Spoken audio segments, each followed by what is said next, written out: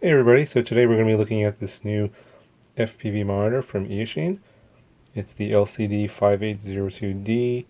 It's got a 40 channel dual diversity receiver and a DVR. And so let's get everything out of the box and take a look at it.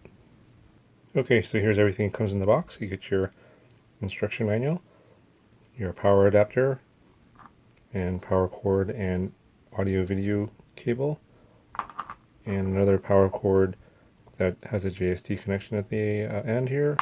Got the monitor itself, a nice little velvet bag, and this cleaning cloth. Okay, so this is the monitor itself. It's got a tripod mount on the bottom. Got your dual antennas up top, and these are RPSMA. On the left hand side, you got your AV out, your SD card, AV in, and your power connector. There's nothing on the right hand side. You got one speaker in the back. I believe this is a pop-up shade. Yep. So this is a spring-loaded shade.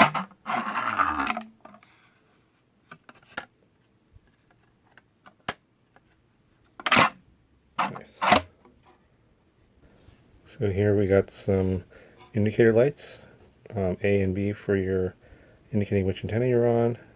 This is your probably your charge light right here, how much charge you have.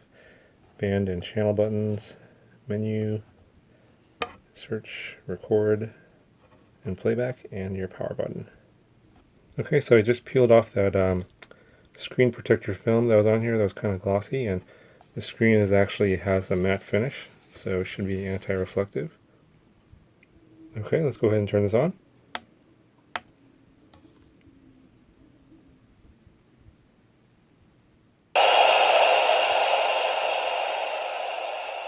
Very loud. As you can see here, we're in diversity mode, and it's tuned to 5860. Let's see if we can't scan for the channel that my VTX is transmitting on. Search button. Yeah. The VTX that we're looking at here is this the FPV backpack that's pointing at the box. So we can switch our bands here by pressing the band button, and then I'll highlight the band here, which is R, which is race band. Press it again, and we'll go to band A, B,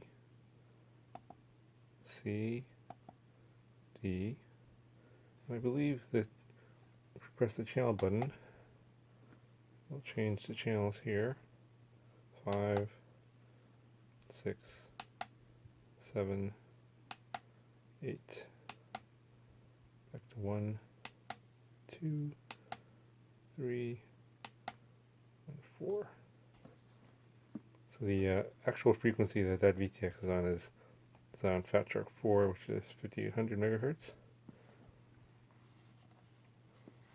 Now, if you want to get into the DVR function, you just press and hold the menu button. Bring up the menu. If you short press the button, it'll go through the different options here, like brightness and contrast. So if you select brightness, you can press the channel button, and it will decrease the numbers. Press the band button, it will increase the numbers. So it's actually a little bit opposite. You would think that the left would be down and the right would be up. It's actually the other way around. And then after a couple seconds, the menu goes away. You press and hold the menu button to get into DVR, then you select the DVR function by hitting the band button, and then this will show the recordings that are already on there. And this is one from before. And to play, you just press the record and picture button, which is the far right button here, and it'll start playing.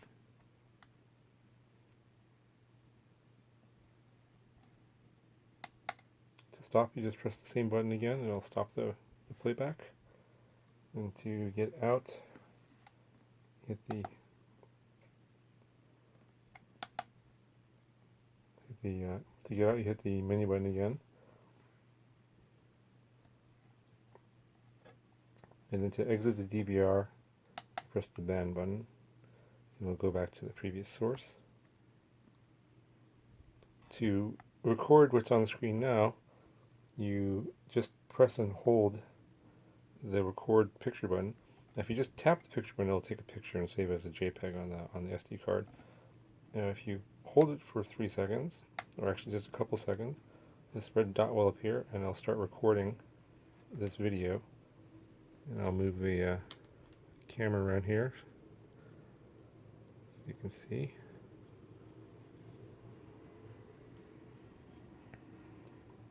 As you can tell, this is a very sharp image here.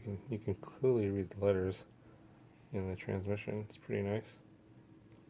To stop the recording, you press the record button again, and then a little lock will show up in saving, and then it goes away.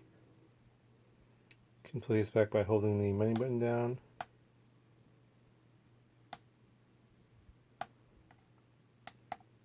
And pressing the channel button, and that'll select it. And then we can hit the record picture button and start playing that back.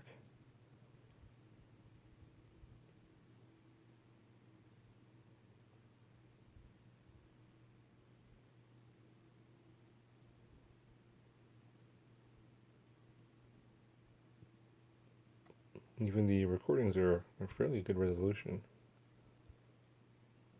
Not bad.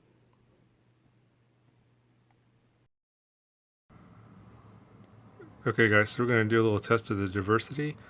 I've got 2 antennas connected here, and it's currently tuned into receiver A on D7, and I have my video transmitter here. This is pointing at my laptop screen, playing a video. And so what I'm going to do, gonna disconnect antenna A, and since we're close, it's still on and still tuned into receiver A. And then we're gonna see what happens when I walk away, how smoothly the transition is between the 2 receivers. And you can already see there it switched there very quickly from A to B. I'm gonna go ahead and move away, and as you can see, it's trying to switch. The video is very clean still. You can't even tell that it's switching. As I move away, it looks like B is getting more of the signal, and A is flickering in here once in a while.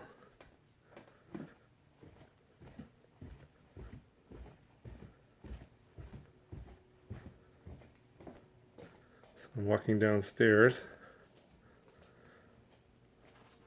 Still have a very strong video signal, and we are going back and forth between A and B, and we're pretty much on B right now.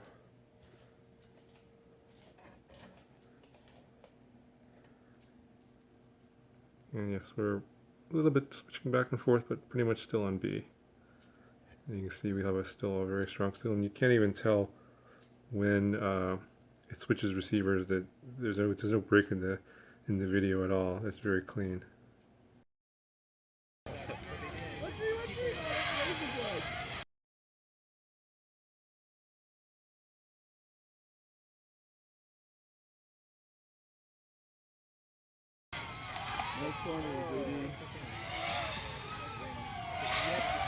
Yeah, when you landed, you had to plug the GPS into. I mean, oh man, just love seeing that little merge. Well, he kind of did.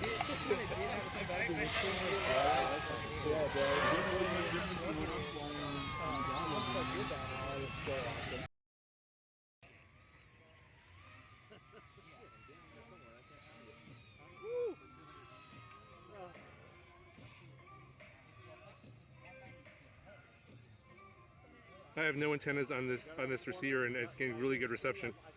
Oh yeah. There's no antennas on here, and it's hardly getting any breakups. I'm tuned into Mark right now. What channel? Fetcher 7. It's really clear. What transmitter you got in there, Mark? 5860. I know what kind of transmitter is it? It's the FTX. Like Yeah. $81 or something. My receivers have no antennas, and I'm getting a crystal clear picture from you. It's crazy.